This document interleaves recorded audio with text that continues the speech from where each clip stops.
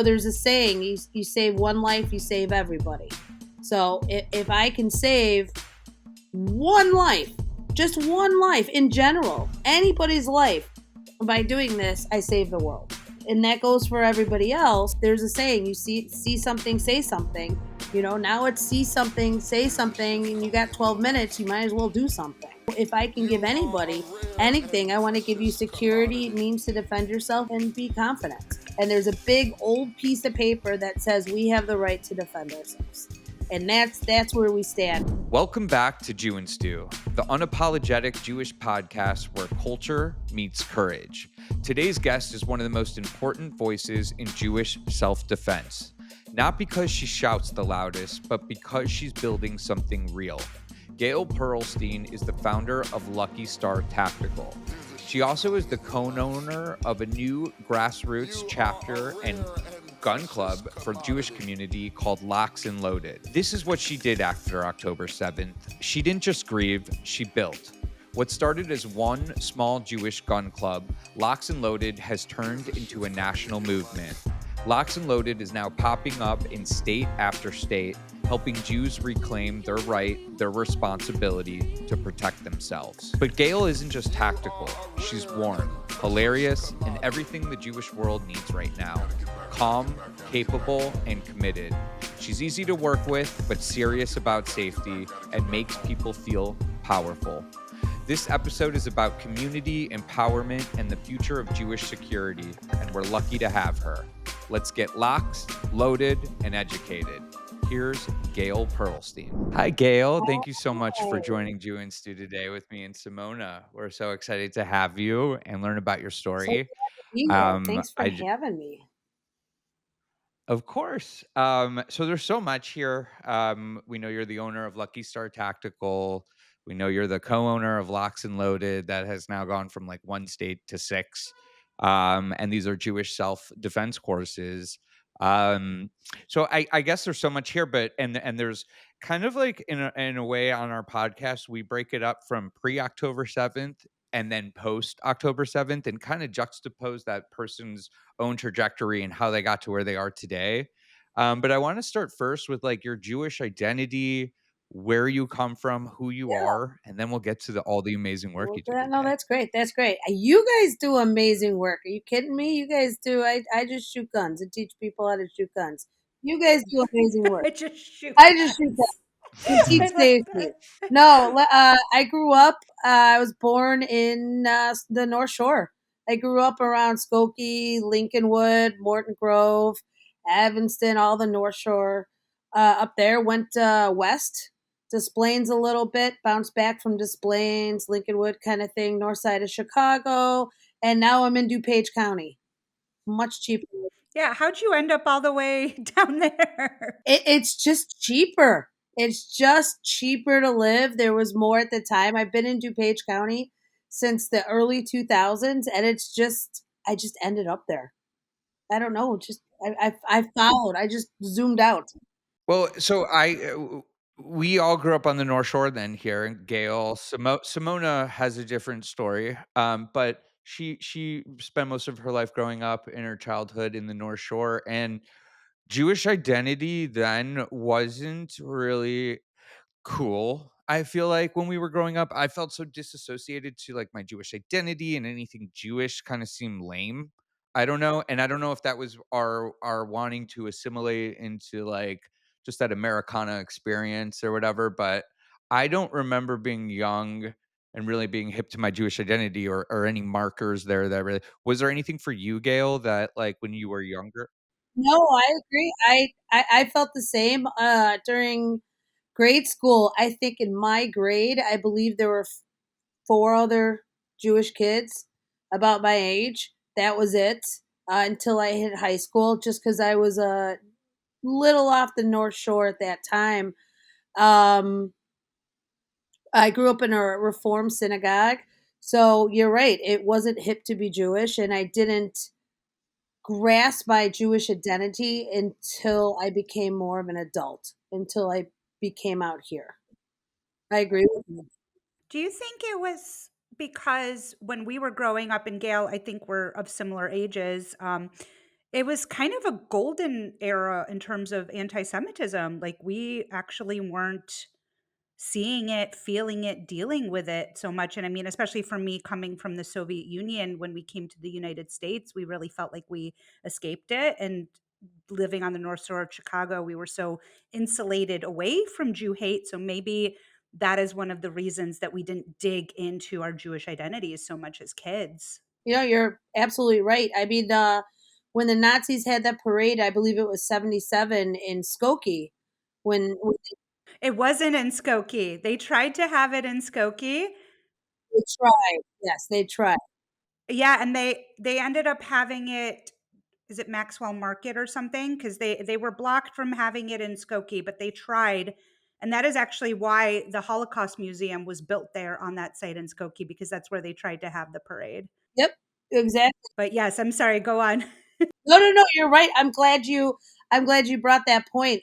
Since I was a kid and I was very young, I was baby at that time, that was the first introduction to anti-Semitism by far. And obviously, I was a baby, so I didn't have to deal with it. But you're right; it was the golden era. We didn't have to deal what we are doing in the last 5 years Absolutely. So, you I'm sorry, you grew up in the North Shore, you kind of were removed from your Jewish identity.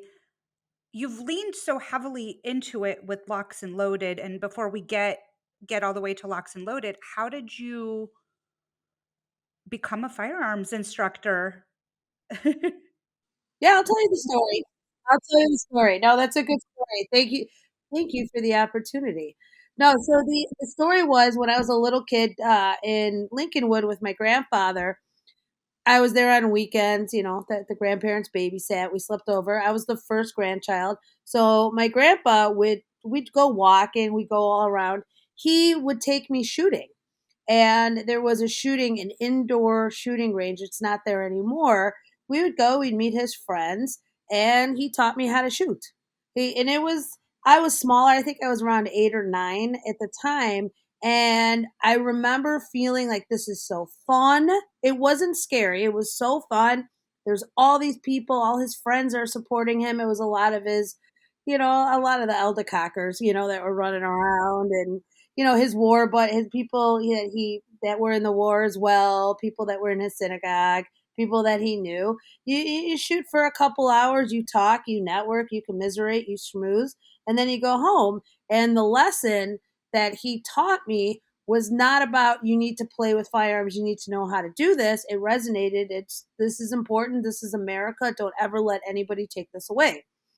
And that's what resonated in me. That's what always stuck in me. And I didn't keep it up. I worked, college. Well, I didn't finish college, but college, teenage years, stuff like that, and worked. And it wasn't until the beginning of 2022 in COVID that I needed to do something. I just felt that I needed to get back in the skill. I was good. I got back in the skill, and then October 7th happened.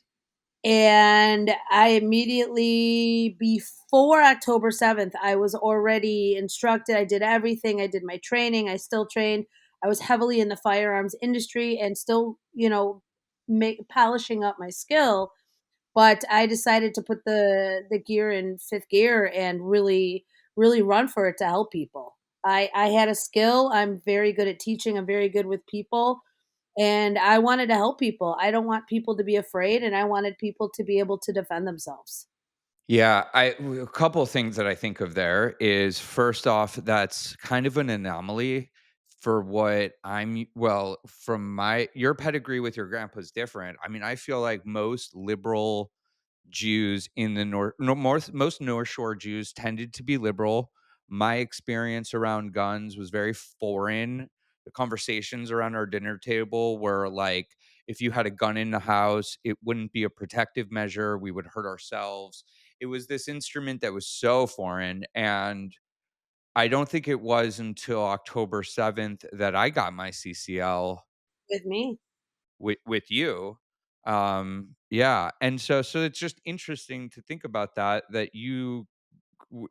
grew up in a Jewish household in the North Shore, but had this exposure, and probably your grandpa changed the whole trajectory of he did, your whole entire life, right? He did. I mean, God rest his soul, he did. I mean, my family, my parents, we did not have firearms in the house. On both sides, it was just my grandfather's house. I mean, I was never afraid of them. I knew they were tools. I knew the safety aspect of them. So it wasn't like some of these children today that find a gun and think it's a toy and start pointing it at people and have a firearm accident. You know, it was a respect issue, it was a maturity issue, and it was a safety issue. But you're right.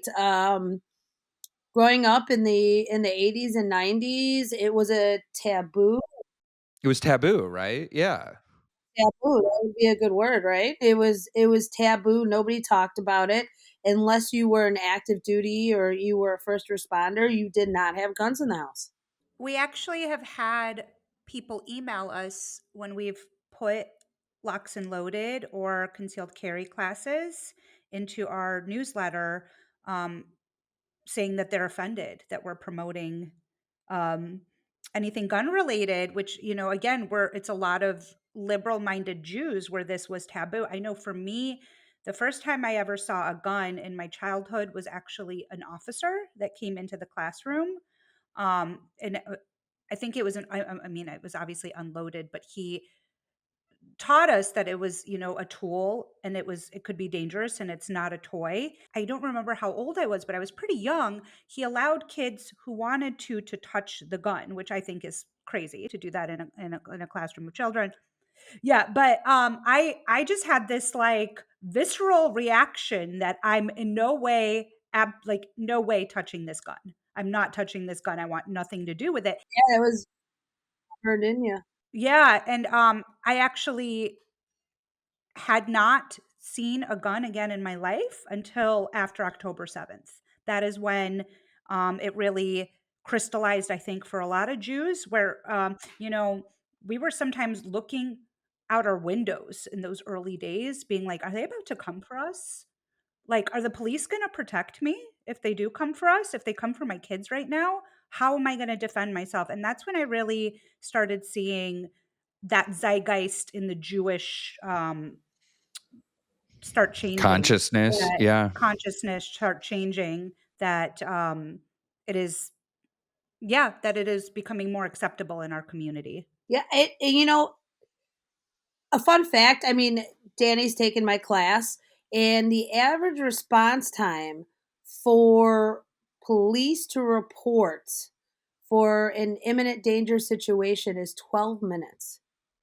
And that's an average. I mean, yeah, they could be down the block, but and get there within 2, but if you put a timer on, 12 minutes is a long time. 12 minutes is a long time with you hiding in a room with your children, with you keeping an intruder out, whatever. It's a long time, and the police can't be there every time to save you. And that's I think I 12 minutes is actually really good. I've recently had to call the police. So I live in Chicago, on the north side of Chicago. We've had to call the police twice recently. One time was an attempted break in to my condo building. We had it on video. It happened at 3 in the morning. As soon as we saw the Mhm. video, we called 311, and they said, no, call 911 and report it. I called 911. Nobody came. 5 hours later, I called 911 again. Um, and then, a person of a similar description that broke into our building actually uh, sexually assaulted a woman in 2 blocks away from where I live 2 weeks later. But it took hours for the Hours. police to And come. and And then ultimately, nothing was done.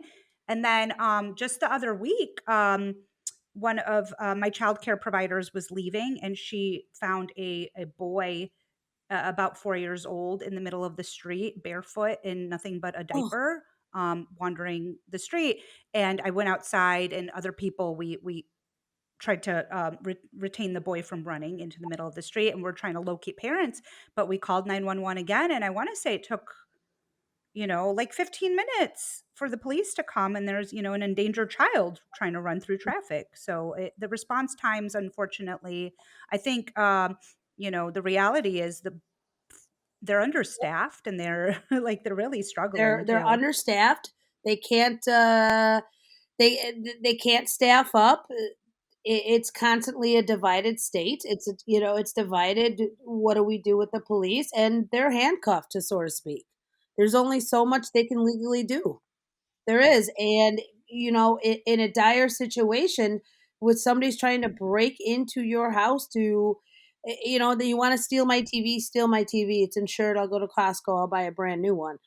Fine, but you're not going to hurt me or my children. And 12 minutes is a very, very long time for to have that decision happen, or before you get help. People need to think about that. It's not like you see on TV where you call 911 and 10 seconds later 10 police cars come up on the lawn and you're saved. That's not reality. That's the movies. The reality is, and you call 911 depending where you are. And I'm sorry, in Chicago, I know it's longer. I know it's a lot longer. You're not going to have the cavalry come to save you right away. It's just not feasible. It's not going to happen.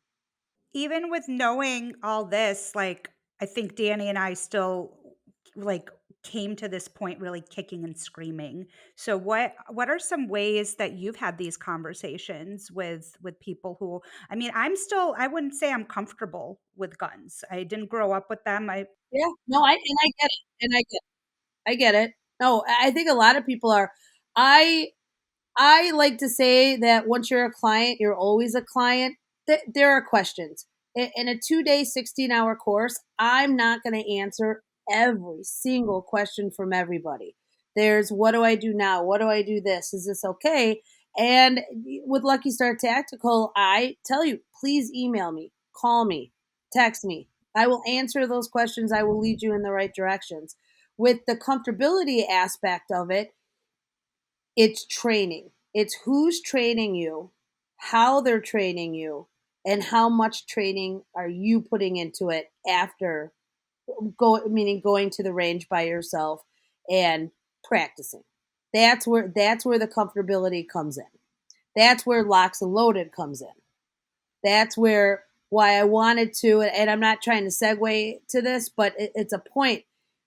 Just because you get your driver's license, if you never drive again, you're not going to be a good driver. It's just not going to happen. You have to practice. Same with firearm instruction and firearm safety. You have to practice. That's why I wanted something similar to what my grandfather had, and I wanted an opportunity to make a comfortable environment where people of the Jewish heritage and their allies, because it is all inclusive, can meet and can have that comfortable practice time. Nobody's judging you. The range is full of of like-minded people that are shooting with you, and multiple instructors that can help you on the spot, so you get that feeling that you're more comfortable. Does that make sense?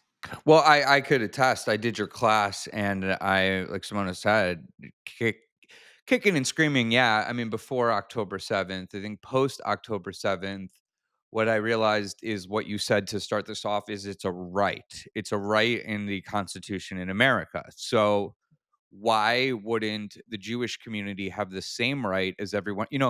The thing that broke the paradigm for me was Bill Maher's quote. He's a liberal guy, and he said, you know, until everybody unilaterally disarms, I got one gun upstairs and one downstairs, right? Because it's egalitarianism, and that's how I saw it. I saw it as post October 7th. I wanted to learn how to defend myself because I was seeing violence against Jews that I've only heard about through my Bubba and Zadie that I never thought would be real. And now it's right in your face. And so, Gail, I took your class, and what I think is so unique about you and why you've had success in this space is you're very good at meeting the student wherever they are. I think in the class that I took, I was in the middle as far as comfortability. There were some ladies in our class. Maybe they were more comfortable, actually, some of them, but there were people that were more advanced than me and less advanced than me. And I really think we all walked out of there understanding at least this is something that like I'm a musician that we understand it's an instrument. You diffused all the anxieties. Tool. Yeah. Yep. That's what I try to do. It's a tool, just like a hammer, just like a drill. A hammer can hurt you, a drill can hurt you. it can hurt you. You have to learn how to use your tools safely. You have to learn how to debunk all those myths, all those preconceptions, and I want I want the smiles and I want the comfortability. I really do. I want you to be comfortable, not just because of what's happening in the world. Because if you're going to put this in your home, whether you have children or you don't have children, or you have a lot of people coming in and out of your house, it's important to me that you are comfortable and safe, and that you feel secure, that confidence. If I can give anybody anything, I want to give you security, means to defend yourself, and be confident. You know what's ironic to me or just funny is your dad's in insurance? Yes, he was. Yes. You're both kinda selling something similar that, like, you don't wanna use it, but if you have to, the Pearlsteins have a Yeah, plan, you know? it is a right. It is a right, and that's when I in my class, I think I did it with you, I can't remember. I said that we need to take all the political, all the red and blue right out of it. Everybody sitting here is an Yeah, American, you and did. there's a big old piece of paper that says we have the right to defend ourselves. And that's where we stand. I don't want to politicize it. I don't want people pulling me in different directions. I want to let people know of their American rights, and that they have a right here on this land. And if they're American citizens, to absolutely defend themselves. And it happens. I set a timer in my classroom. I know I did it for you. I set a timer for 12 minutes. Yeah, you did. A lot can happen in 12 minutes. You could kill me, kill my whole family. You can take my TV, my couch. I mean, 12 minutes is a long time. And that's the average time. You said, Danny, of course, nobody ever wants to have to discharge a Absolutely. firearm in an act of self defense. But I want to talk about, and I believe, correct me if I'm wrong, Yeah. Gail, but this is based state by Yes. state, that Illinois has extremely rigorous laws about what Yes, ma'am. situations you can actually. I don't think a lot of people know So this, they but I call it, believe in no, Illinois. I'll explain it. They call it the United States divided, is what a lot of people call it. We are protected federally, which is up here, but then you drop down to what state you're in and what municipality you're in. So there's three layers to everything. Illinois is about the fourth worst state. I don't want to say worst. It's the fourth hardest state to be a gun owner or defend yourself with a firearm. Period. New York, New Jersey, California, and then good old Illinois are very hard. In Illinois, the easiest way to explain it is, no matter what, if you use if anything, if you stab somebody, if you hurt somebody, you're responsible for your actions. But if you use a firearm and you point it at somebody, shoot it at somebody's direction, or shoot somebody, or shoot and kill somebody, in a court of law, there are three main aspects you need to be able to prove to the state. They're going to try and prove that you could have not have avoided it. Right. You have to try to get out and away from the person trying to Yeah, do you you have to. harm, possibly in your own Correct. home, with every possible way before you can use a Correct. firearm. Correct. You have to. Now, obviously, if I'm sitting on a couch and my front door, my window is 6 feet, not even 6 feet, 3 feet from there, where am I going to go? Where am I going to go really quickly when you're in reach for me? But you need to show, whether you're inside your house, whether you're outside and about, that you had no means of reasonable. This is where it gets you, reasonable escape avoidance. Okay, you didn't start it, you can't start it, you have to be the innocent party. That's rule number one. If you start it and you decide, okay, it's getting too intense, I'm going to walk away, but they don't want you to walk away, and they pull a knife and you pull your firearm and you have to defend yourself, it's not going to look very good for you in court, especially with camera phones out there, with witnesses, and there's eyes in the skies everywhere you go. There's You're being recorded everywhere we go. The second This is why, really quick, I cannot recommend your class enough, because not only did we leave understanding the tool, we understand it holistically what was happening, and you gave us resources for everything. So by the time that we left your class, I had an understanding of. I mean, I'm sure part of this is just the paradigm and rubric in which you have to teach, but you really had the resources for the community there turnkey, so that you had a lawyer come in and we spoke with the lawyer to understand this, and then you had the insurance rep come in. I mean, you really are the most robust resource for the Jewish community in self-defense, that, and we get inquiries all the time, you know. No, I try. I try to, and I want to say I try to be a one stop shop. I try to bring every resource I can. So not only I get a break from talking, but so you can hear it and see it and learn it from a different person who we're still trying to drive home the point. Maybe you relate better to the attorney I brought in. Maybe Simona relates better to the my USCCA insurance rep that came in, my Delta defense rep that came in. Everybody relates to people differently, but I want to show you all those resources. And going back to my three steps is you got to prove that you couldn't avoided it, and you also have to prove you couldn't escape it. You have to prove there is nowhere where you can go. You have to prove there is no way you can avoid it, no way you could have escaped the incident, and then you have the right that, and that's why you defend it. You have to prove it. This is what I don't understand about the people who get upset about us promoting or offering these kinds of trainings. Is the reality is people are going to own guns, and unfortunately, especially in Chicago, a lot illegally. And I rather that people know these laws and be trained with these laws if they're going to own and try to have guns than not. So that's my confusion, and I don't quite always understand why this becomes a politicized issue. Like, that just seems like common sense. Like, if you're going to own something, you should know the laws around using it. I agree. It shouldn't be. You have insurance on your automobiles. You had to train to drive a car. Well, and you can kill somebody with a car. Yeah, you saw exactly where I was going with that. Yep, it's exactly where I'm going. So, um, I would love to talk about the origin story of Lox and Loaded and kind of how it's grown since then. No, so I after October 7th, just like all of us, it really hurt my heart.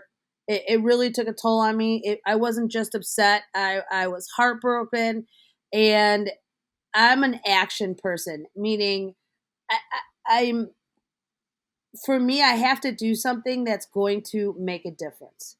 I have to do it. Yes, I can donate. Everybody can donate. Yes, I can walk around the street with a sign, but I wanted to do something that could actually save a life, that could actually make sure that if anything ever happened on our soil, people that trained with me and members of Lox and Loaded had the ability to protect themselves. Period. And that's what I did. I obviously wanted a cute name that was catchy, and I wanted a cute logo that was not too aggressive, that anybody would wear. I mean, that was the easy part. That was the fun part. But I wanted to create a curriculum slash an agenda, a structure where anybody of the Jewish people, the Jewish heritage, you've identified Jewish heritage or an ally, can meet up once a month for a couple hours and have real life instructor access. Because instead of taking a 16-hour course, if you have your gun card, your Floyd card, you buy a gun, and you need to know how to defend yourself once a month, not only do you get to practice, but you get to be around like minded people, just like my grandfather had. So there's no stress, there's no anxiety. The person next to you on the right and the left and behind you are doing the exact same thing, and we're here for a purpose. There's a saying, you save one life, you save everybody. So if I can save one life, just one life in general, anybody's life, by doing this, I save the world. So and that goes for everybody else. So at least, and I don't mean to bring this up, but in Colorado, for instance, if I was at that park, maybe I could have saved those a couple people's lives and getting bodily, and getting hurt really bad. Maybe I could have. Maybe those people didn't have to leave us so quickly. In Washington D.C., another incident at a, you can't carry in a music festival, but on a farm, in a city, anywhere. There's a saying: you see something, say something. Now it's see something, say something, and you got 12 minutes. You might as well do something. Yeah, we just talked on one of the podcasts that we released with a comedian, actually. But we were talking about how naive people must be to the amount of security that Jewish events now need. Like even on top of defending yourself, I mean that's one of our biggest costs as a Jewish advocacy organization is just securing enough security. Not only that, in fact, the comedian that I'm talking about, Simona sent me the flyer for his United States tour, and I saw that a lot of it was TBD. And I know that he solidified those bookings, but it's because Jewish, organizations now don't even release where the event is, which is very hard to prepare for and get to an event when you find out maybe. Or by mail. Yeah. It's very it's in what we're doing. Yes, I understand 100%. It's why can't we do this? Why are we doing this now? It was against our ethos at Chicago Jewish Alliance to do this. We don't want to hide. We don't want to have to hide our events, but in no way do we want to be naive about the risks. So that's been, a challenging balance as well. It is. It's all you see a baseball game schedule. All their games and times and locations are up, and whether it's a booth, a parade, a comedian, a dinner, and you have to sell tickets but not tell anybody where it's at, and then you have to get phone calls and explain to people why, and now pay, and it's very expensive. Armed security is not cheap, especially here in Chicago and the North Shore. It is not cheap, and you have to. We had an event on Tuesday um, with Pastor Dumasami, who's a Black pastor. And I think we had 7 guards, 7 armed guards we had to have at that event just to have a pro Israel Christian voice. Yeah. So it's very sad. But the first Lox and Loaded, that was No, Waukegan, Lake correct? That was the Forest. Waukegan Lake chapter. Forest. Oh, I'm sorry, Lake Forest. Yes, okay, Lake Forest, and we obviously platformed it and helped spread Yeah, the word about it, and it sold out. It was booked like, and immediately, we were getting inquiry immediately, immediately. immediately. So started with Lake Forest, and then I think Waukegan was the second. Waukegan was next. Waukegan's about 15 minutes away. It's very close, same neighborhood, same on the North Shore. Very easy to get to. It's not back roads. It's very easy to get to, and it's a wonderful range. It's Caliber Range in Waukegan. They are welcoming us with open arms. Open arms. How many chapters are there now of Lox and Loaded? Well, that's a good question. I am over as of last night. I am over 13 nationwide. Wow. Nationwide. Where were you last night? In my computer booking this. I just I do a lot of remote. I don't have a private jet yet. I'm working on it though. I'm working. We'll No, get I we'll get got you there. Are you but you're schlepping so how does it work? So you open up a Jewish chapter and I'm just purposely pretending I'm aloof because we work together to a certain capacity. Lox and Loaded is a Jewish and ally meetup for a gun club, right? And we meet once a month, depending shooting on your club. chapter. I'm involved as well. How did you Everybody once a month. Each chapter meets at least And once a so month. how did it grow beyond, this environment into laterally into other like you're in what cities are you in now? Give us a taste. I know there's a bunch, so We I can give you the states. I'll give you the states. We're in California, Texas, Illinois, Ohio, I would say multiple in each state, multiple in New York, ball through the DMV area. We are in there, and a few in Florida. So That's we're hitting awesome. Amazing. where we need to hit. And I know that you recently had the luxury of leaving your job and being able to focus on Lucky Star Tactical and Lox and Loaded full time. So I want to congratulate.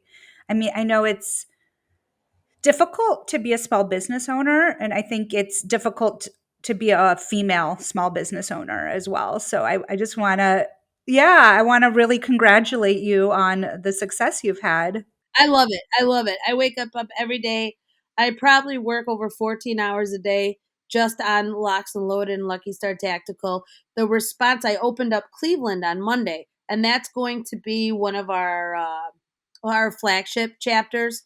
Because my partner for Locks and Loaded, that's where that's where they are at, and that's where there's a well, they're close to there, but that's where we found a lot of response, as well as Chicago. And I got so many bubby hugs you would not believe. I got invited to dinner. I got invited to Florida. I got hugs. I got recipes. I got groupies now. I got bubby groupies. It was just so much fun. And that's what we want to do. We're not scaring people. We're not being aggressive. We teach you at your level. We're not putting anything near you or in your hand that we don't think is safe, and we're right there. The instructors are right there, and we want to. That's another thing. I have a few volunteer instructors. Some are Jewish, some are not, that want to volunteer for 2 hours to help.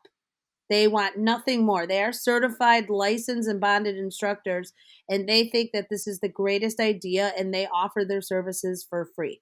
They want to be there. And the best thing is, after you're done shooting, and people don't want to shoot for a whole hour, hour and a half, they stop and they kibitz, they smooth, they're making friends, and the instructors are out there to answer questions. I had in Ohio, I had a young lady that was never met a female instructor before. She had female carry. How do you carry? How do you do this? That's what we're here for. We are here to in Chicago, we got that saying, I got a guy. We're your guys. We're your guys. What do you need? Let us help you. Let us show you here. You come back. You have any more questions? You come back next month. We'll take care of you again. That's what makes it special. They're becoming organic. Each chapter is taking its own shape. People are making friends. People are loving the sponsors. Are loving the vendors. They're loving meeting new people, and it's not stressful. It's fun. I run the Chicago ones, as well as two of my instructors, and the instructors abroad around the United States. They want to be there. They're not doing it because it's a job. They want to be there, and they're giving Locks and Loaded a great deal for their time. It's a good package. Everybody's winning in this deal. That's awesome. Is it a silent partner, or is this a partner that is it a guy? Is it a organization? Yeah, it's a very nice Jewish man Gets it.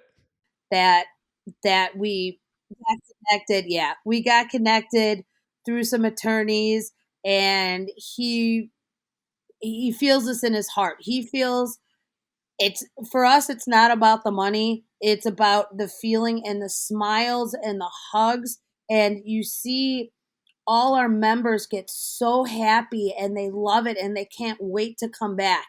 And the email within 24 hours after their first chapter, my email blows up. Thank you. This was great. I appreciate this. This is what we needed. People are having fun, and that's what I want. This is not militant. It's not. It's not a military drill. This is fun. This is safe most of all. But this is a fun experience, and it gets you out. You have to train if you have a firearm. You have to shoot. You have to train your skill. It's a lot muscle memory, and you have to be able to put a shot on target, and now you have an excuse. Now you can do it with like-minded people.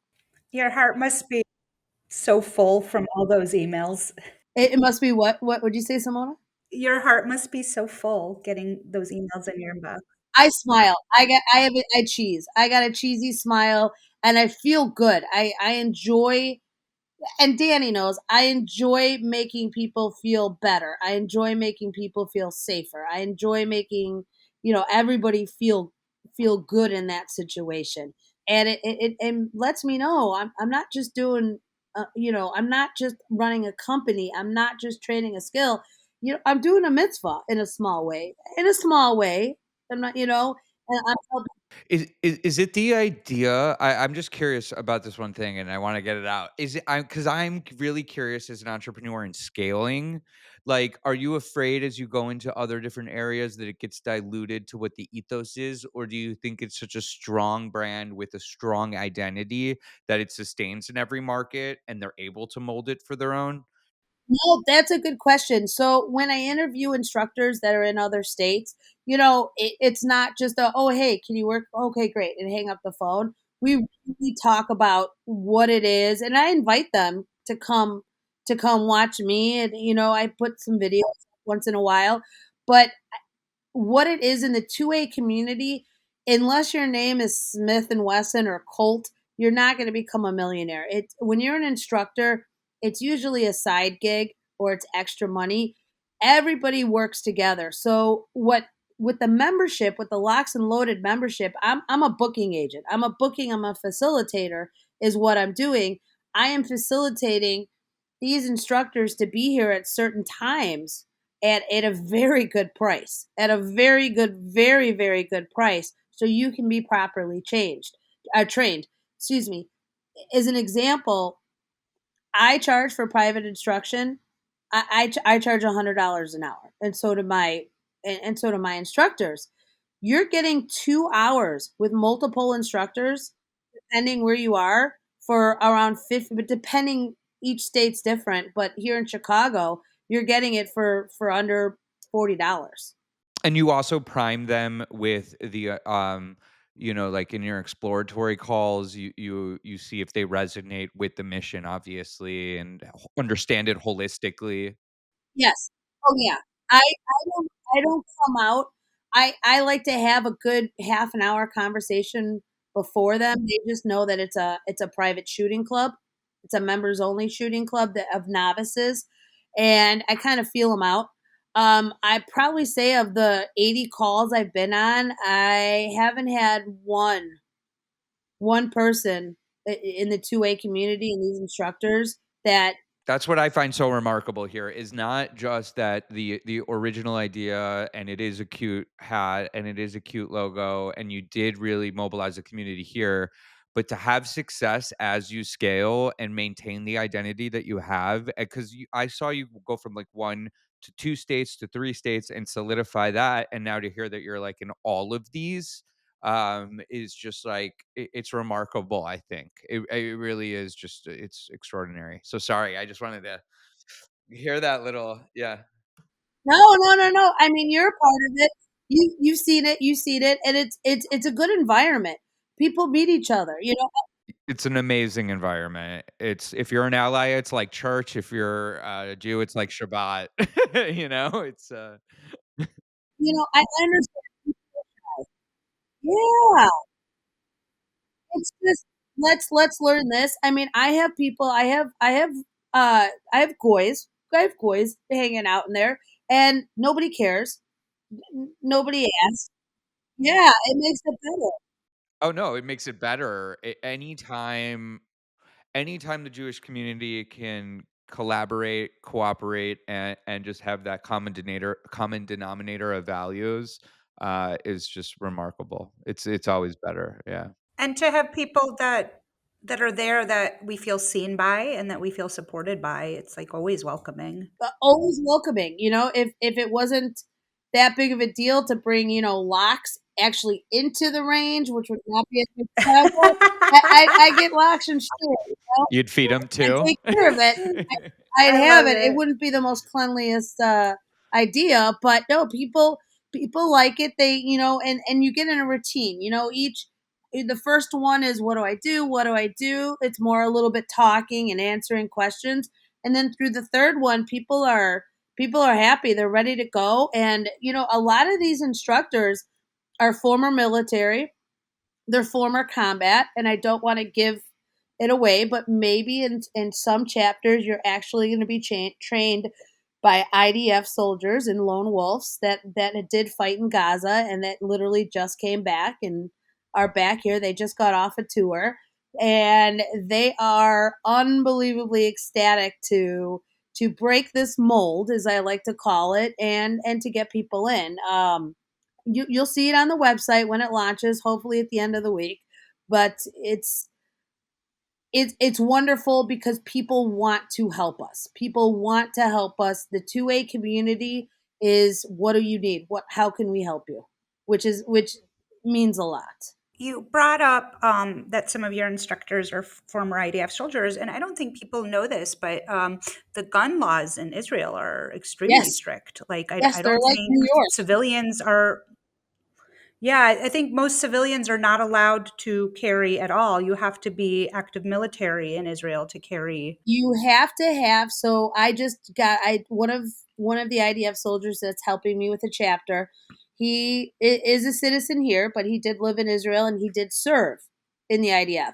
You have to have property in Israel, I believe, speak Hebrew, and have served in the IDF to even start the permit process. Yeah, I have a friend who moved over to Israel. His wife is Israeli. He was born here in the States, and he moved to Israel in 2020. He has two young children, and he wasn't allowed to have a gun. And he's a very liberal, like musician, liberal guy. And he was like, when October 7th happened, I sure wish I had the right to arm and defend myself at that time. And it's a lot of people like have this image of Israel as everybody walking around with the big AK-47s, or the photos you see, but that's not the reality of that country at all. No, it's IDF soldiers that are walking around. It's active and non-active, Mossad, IDF, and government officials that walk on there to get a. I don't even know if you'd call it civilian, but to get a more or less a pistol permit, I think they call it. It's a lot of hoops. It's like New York City here. I want to switch gears a little bit, if that's okay. So, Gail, to me, you are like so quintessential Chicago. I know you love the Cubs, you love the Bears, like you resonate Chicago, and I know you got I did. married in I did. I got 2018. married. So, Thank you very congratulations. much. I want to talk a little bit about, full circle, how we started really digging into your Jewish identity, and especially in Chicago right now, and you know, especially as an LGBTQ person in those spaces, and being Jewish and having those two identities, which I think right now are challenging to hold both those identities. Oh yeah, I'm a human resource nightmare. I mean, come on. Like, come on, bring it. No, everybody's different. I've always been, until recently, I never thought twice of it. I really don't. I don't run around with any flag whatsoever. But and neither does my wife, but right now in these times, it hurts. It hurts when you see when you see what's happening around the world and you see what's happening here. It hurts because that's your culture, that's your religion, and I'm out and about, and I don't think it's a struggle. I've never been deterred by it, but I'm not hiding from it either. I always love that, and I think this is just maybe why the Jews don't really work in the current framework of victimization. Of like, we don't. I mean, yeah, we complain as Jews, right? But we don't. There's something in us that is very resilient to not just sit around and be a victim. My Jewish identity stems from my grandparents who were part of the Belsky Brigade, the partisans fighters, who just, they this is a group of people who were living in Russia or Belarus at the time, and when the Nazis were coming and infringing more and more on their soil, some Jews said, hey, let's get guns, let's run to the forest, and let's try to make a life there and do whatever we can. And I just think about, like, even in the Holocaust, like, they didn't have the luxury to just sit there and wallow. They were trying to survive. And even after the Holocaust, like, just going through Israel and another war and another war. And um, I just love that about our culture when we're able to take something that people might view as a negative, and we just look at it as something that reinforces who we are, and we We're resilient, and now we're resilient. I agree with you. You told me that story. I remember that story about your grandparents, and it's 2025. Last I looked, and we have the right as American citizens to defend ourselves. And Jewish people, and anybody, but and I don't like to call people. I'm not a big label person, but at this time, Jewish people really need to use that right and take up that right, and put that foot forward and say no, it's not happening this time. I'm not giving up my firearm. I'm not giving up my bear spray, my knife. No, you're not going to hurt me. You're not, and you're not going to intimidate me. I can't believe that I see, and I don't believe everything I see on the internet is real either, but the taunting, that I'm seeing outside of Jewish organizations, the threatening, people driving by and squirting Jewish people on their way to Shabbat services with squirt guns and recording it, thinking it's funny. I mean, that's not going to happen. That's not going to happen to me, and I don't want that to happen to anybody else. I mean, that's horrible. So what would you how can people get in touch with you? How can people sign up for Locks and Loaded, get involved, and really start to be more familiar with this instrument to protect them and their family and their community? Well, I like to do a couple ways. I really like working with Chicago Jewish Alliance. I really like working with you guys. It makes me Oh, go on. No, I do. I like working with you guys. We have this month, we have a conceal and carry class.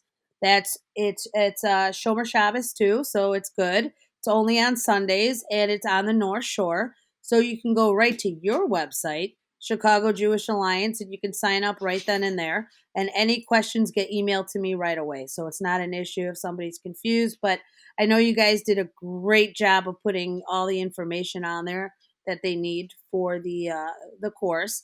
If that doesn't work, I know we do them once in a while. You can always look on luckystartactical.com. I do have conceal and carry classes every month and renewals.